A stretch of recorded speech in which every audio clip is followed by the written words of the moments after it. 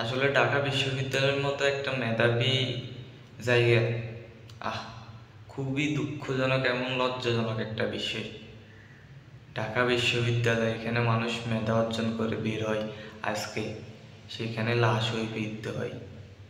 আসলে এই ভিডিওটা দেখার পর মানে ডিবি হারুনের পাথর হোটেলের কথা মনে পড়ে গেল, যে ডিবি হারুনের পাথর হোটেল থেকে মানুষ ভাত খেয়ে জীবিত বের হয়েছে, আর ঢাকা বিশ্ববিদ্যালয় মেধাবী জায়গা, এখানে মেধাবীদের স্থান, সেখানে ভাত খেয়ে লাশ হয়ে ফিরতে হলো।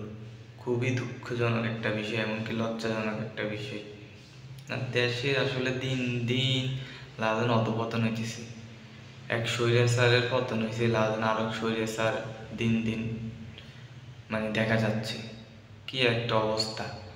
আইন আপনাদের হাতে তুলে নিতেছেন। দেশে প্রচলিত এখন আইন আছে, আদালত আছে, প্রশাসন আছে, সেনাবাহিনী আছে, দেশে এখনো সব কিছু আছে, কিন্তু আপনারা আইন আপনাদের হাতে তুলে নিতেছেন।